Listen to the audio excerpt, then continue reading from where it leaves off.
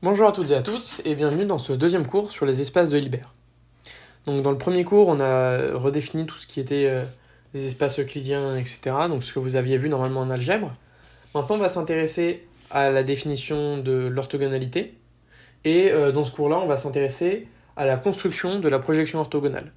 Donc avant, la projection orthogonale, vous la construisiez à partir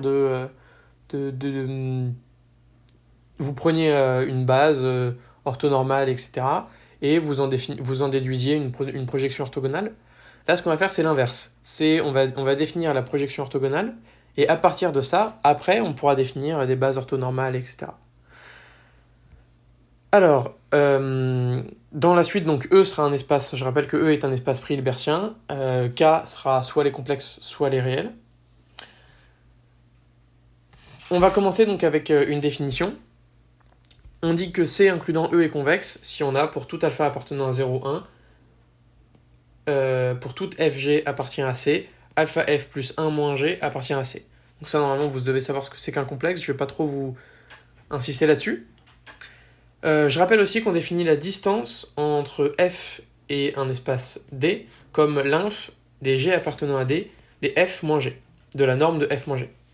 Je vais peut-être oublier souvent de mettre la norme 2 pour dire que c'est la norme euclidienne. Quand c'est pas précisé, ce sera la norme euclidienne. C'est juste une erreur de ce que j'ai écrit. Alors, on a un premier théorème, et c'est à partir de ce théorème qu'on va pouvoir construire la projection orthogonale. Donc si on prend C includant E, un convexe complet. Donc complet, c'est-à-dire que toute suite de Cauchy converge. Convexe, c'est ce qu'on a démontré ici. Alors, pour toute F appartenant à E, il existe un unique G appartenant à C, tel que la distance entre F et C est égale à la norme de F moins G. On va essayer de montrer ça. On va commencer par montrer l'existence.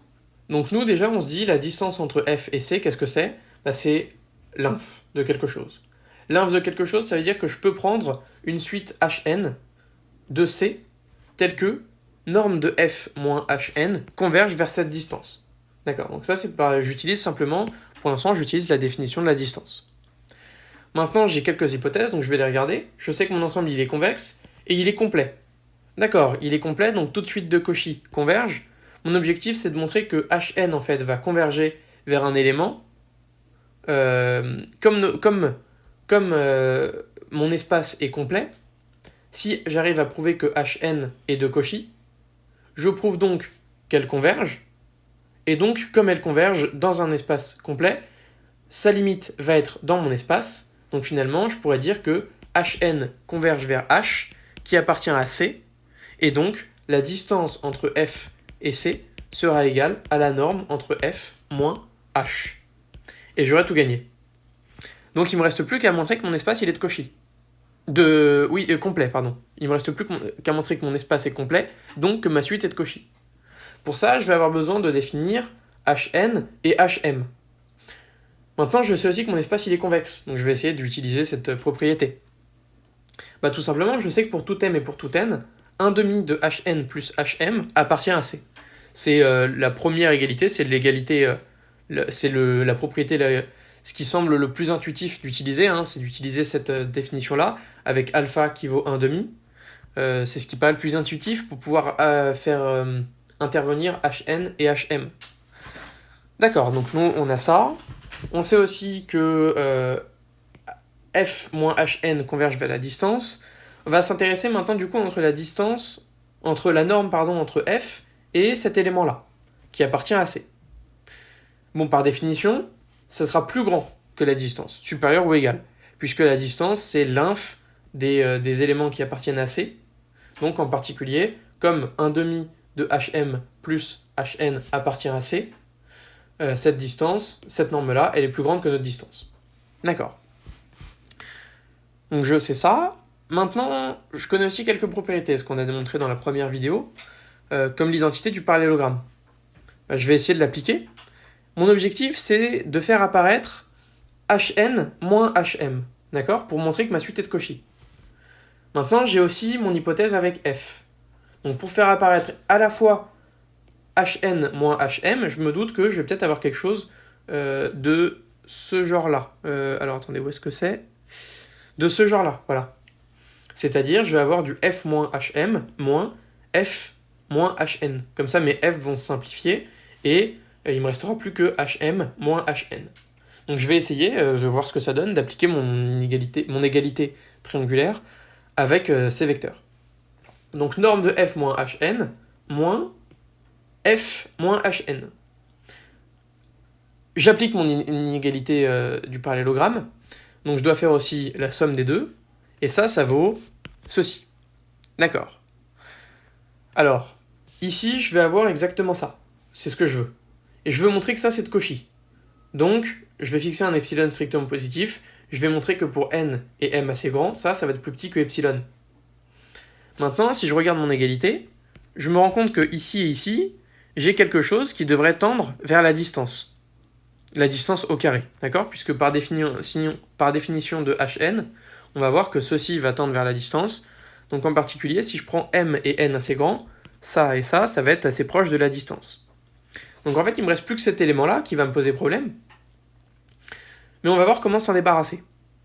Alors simplement, j'écris donc Hn moins Hm au carré, qui vaut 2 fois, donc là je réécris tout simplement cette égalité-là en faisant passer des éléments d'un côté à l'autre de l'égalité, qui vaut donc 2 fois ceci, plus 2 fois ceci, et ensuite ici je vais avoir 2 fois le f. Donc moi j'aime pas trop avoir 2 fois le f, puisque je travaille plutôt avec une fois le f, donc je vais sortir le 2, comme on est au carré, le 2 se transforme en 4.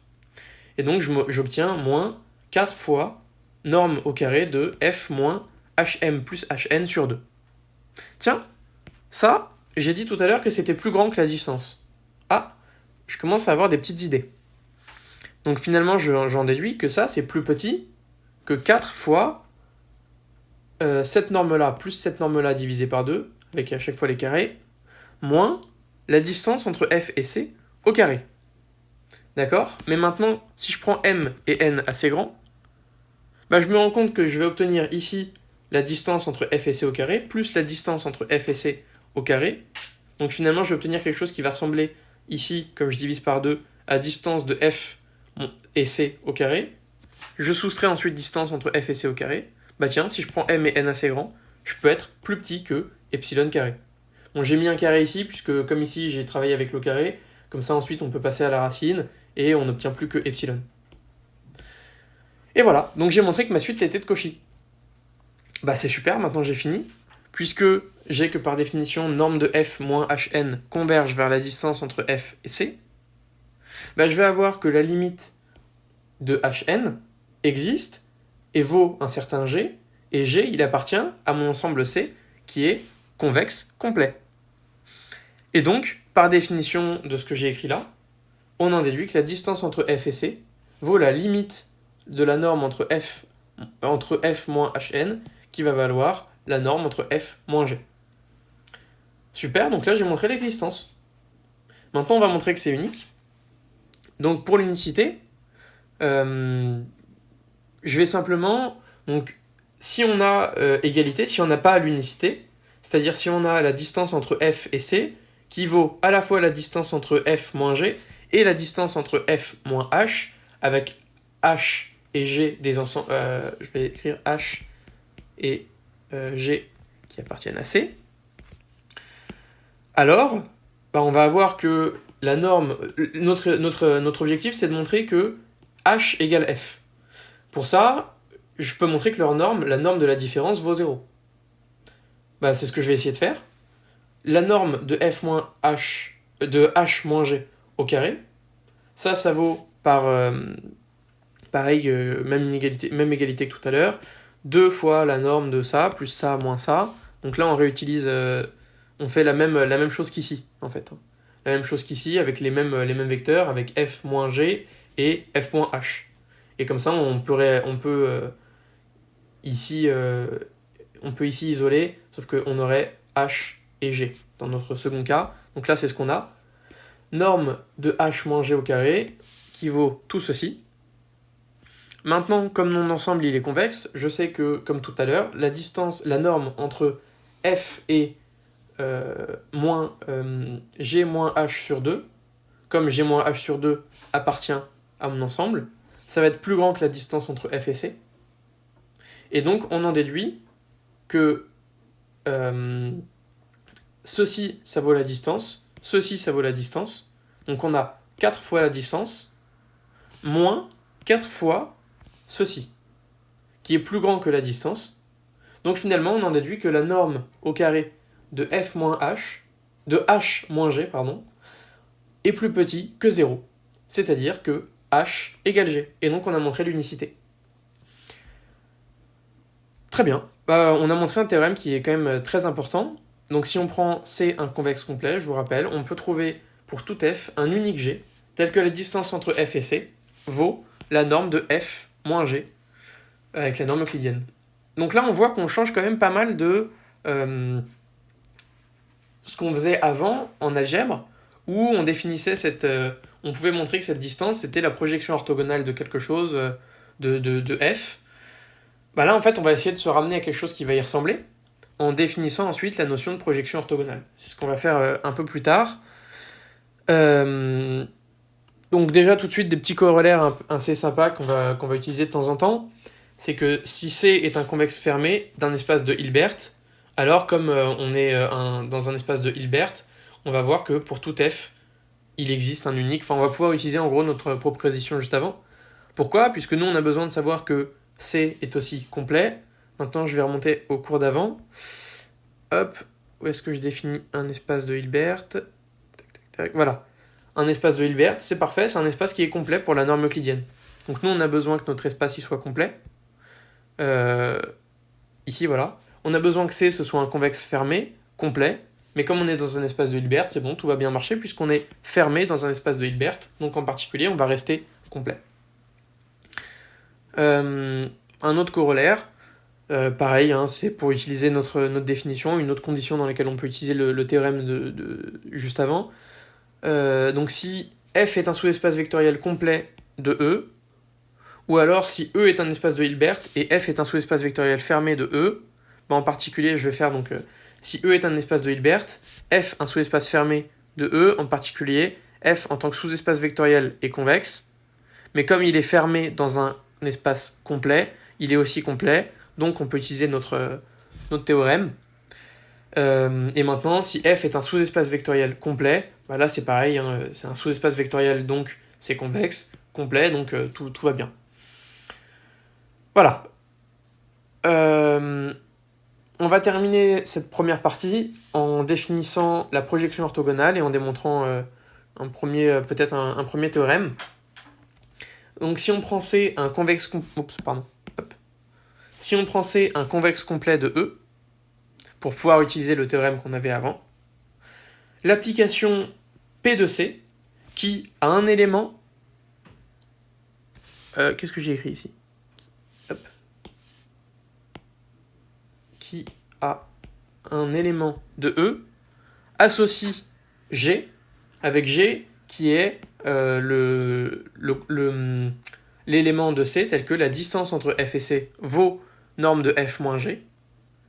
Cette application elle est bien définie puisqu'on a montré l'unicité de G, et on a aussi montré l'existence. Donc si on prend un vecteur F, on va voir que la projection sur C de F, ça va être ce vecteur G ici. Ça, c'est appelé la projection orthogonale de E sur C. Donc là, on travaille, encore une fois, on travaille avec des sous-espaces convexes, au lieu de travailler avec des sous-espaces vectoriels. Et en particulier, l'élément projection orthogonale, la projection orthogonale sur C appliquée à F, ça va nous donner un autre élément de C, qu'on va appeler le projeté orthogonal. Je vais terminer avec une dernière petite preuve. Donc si on prend C un convexe complet de E, et F appartient à E, l'ensemble des G, tel que pour tout H, on va avoir la partie réelle entre F moins G et H moins G qui est négatif, c'est le singleton, projection orthogonale sur C de F. Alors pour démontrer ceci, on a envie de faire apparaître, on va d'abord faire... on veut montrer une égalité entre des ensembles, donc on va faire par double inclusion. D'abord je vais montrer que la projection orthogonale sur C de F appartient à cet ensemble-là. Donc pour ça, je dois montrer que la partie réelle de f moins projection orthogonale sur C de F et H moins projection orthogonale sur C de F, ça, je vais montrer que ça va être négatif ou nul pour tout H. Alors là, le problème, c'est que si je travaille comme ça, je vais pas trop pouvoir utiliser la manière avec laquelle on a défini le projeté. Le projeté, on l'a défini comme l'inf d'une distance, et là, on sait pas trop comment s'en sortir. En revanche, on sait encore une fois qu'on est dans un convexe, donc en particulier, si je prends H qui appartient à C, alpha qui appartient à 0,1, je vais avoir que petit h alpha qui vaut alpha h plus 1 moins alpha projection orthogonale sur C de F, ça va encore appartenir à C, puisque ça c'est projection orthogonale sur C de F, c'est un élément de C. Maintenant, une fois qu'on a ça, on peut se dire, bah tiens, si je fais tendre alpha par exemple vers 0, je vais obtenir que h alpha, ça va être quasiment projection orthogonale sur C de F. Maintenant, ce qu'on va devoir faire, c'est essayer d'utiliser donc des petites propriétés. Nous, généralement, pour relier tout ceci à la projection orthogonale qu'on a définie comme l'inf d'une distance, on va avoir besoin de parler de la distance entre F et C. Souvent, on met tout au carré, puisque quand on a tout au carré, on peut utiliser des égalités qu'on a démontrées dans la première vidéo. Donc ça va être inférieur ou égal à la norme entre F moins H alpha au carré. Pourquoi ? Puisque H alpha, il appartient à C, et on a montré que ça, comme H alpha, il appartient à C, en particulier, on a le fait que cette norme-là, elle sera plus grande que la norme avec la projection orthogonale sur C de F, qui vaut la distance ici. On va simplement maintenant développer cet élément-là. Donc ça vaut produit scalaire entre F moins H alpha. Alors H alpha, il vaut en fait projection orthogonale sur C de F plus alpha, facteur de H, moins projection orthogonale sur C de F. D'accord ? Donc c'est F moins projection orthogonale sur C de F moins alpha, H moins projection orthogonale sur C de F, et F moins projection orthogonale sur C de F moins alpha fois H moins projection orthogonale sur C de F. Bon, c'est pas très intéressant. Voilà, d'accord. Bon, là j'ai ça. Maintenant, qu'est-ce que je vais en faire ? Je vais essayer de développer. Ça, si je développe, l'idée c'est, nous, on aimerait bien plutôt développer quelque chose comme F moins projection orthogonale sur C de F. Parce que ça, on connaît. Ça va être la distance. Avec la norme. C'est ce qu'on va faire. Donc on développe F moins projection orthogonale sur C de F.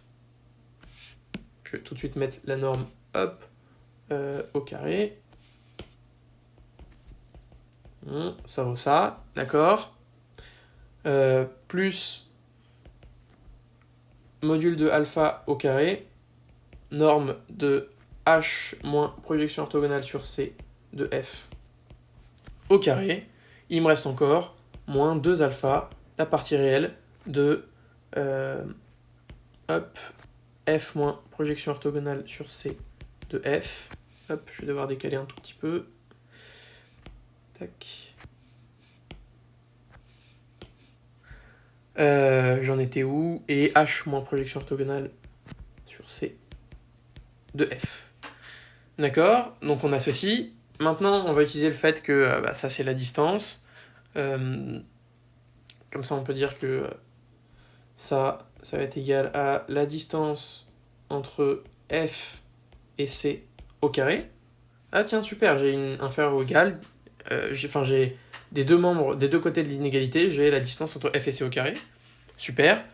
Et maintenant, je vais pas recopier le reste, plus j'ai encore tout le reste. Mais donc, j'en déduis que on va avoir la positivité de module de alpha au carré, module de alpha qui vaut en fait juste norme de alpha, puisque alpha c'est un élément de 0,1. Donc alpha au carré, norme de h moins projection orthogonale sur C de F au carré, moins 2 fois la partie réelle de alpha partie réelle de F moins projection orthogonale sur C de F, et H moins projection orthogonale sur C de f. Super. Là, j'ai en plus, là, ici, si on remarque bien ce qu'on a, ici, hop, je peux faire une analogie, je vais l'entourer plutôt en rouge, hop, je peux faire cette analogie-là avec ce que j'avais là. Super. Donc nous, je veux montrer que ça va être négatif en fait. Mais ça va se faire facilement, puisque maintenant, je peux faire passer ça donc de l'autre côté de l'inégalité. Je peux diviser par alpha, j'ai supposé alpha non nul, hein, je l'ai pris dans 0, 1. Et on obtient partie réelle de produit scalaire entre f moins projection orthogonale sur c de f et h moins projection orthogonale sur c de f est inférieur ou égal à alpha sur 2 norme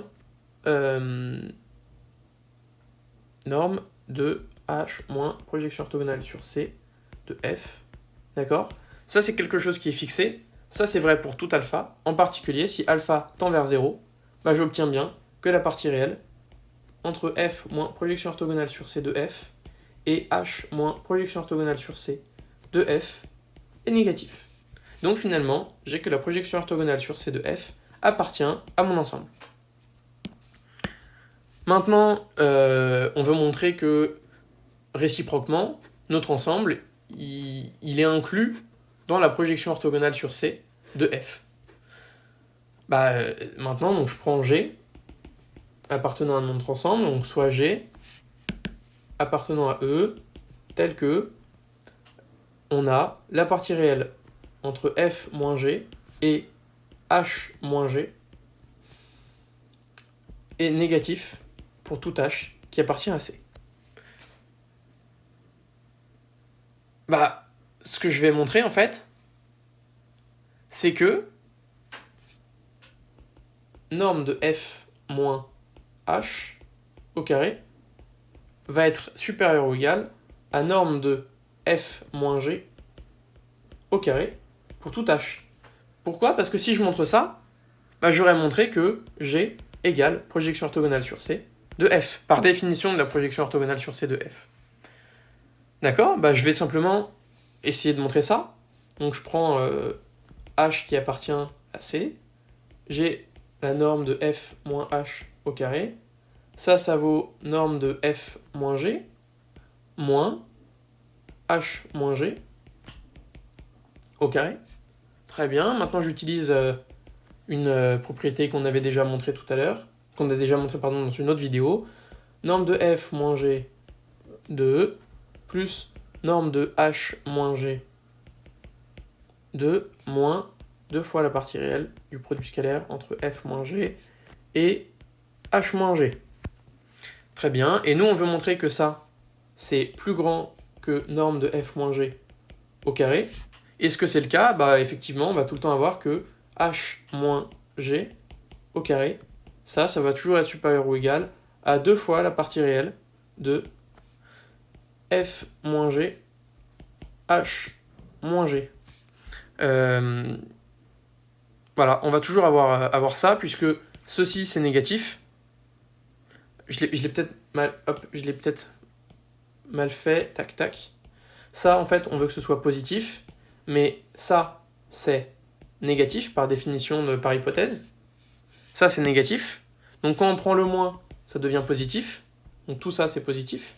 Ça c'est positif. On fait la somme de choses positives, on reste positif. Donc finalement on a bien que c'est plus grand que cet élément-là. Et on en déduit bien que l'ensemble des G, tel que pour tout H appartenant à C, on a cette partie réelle qui est négative, c'est le singleton, projection orthogonale sur C de F. Je vous remercie d'avoir suivi ce cours et je vous dis à bientôt pour la suite du cours.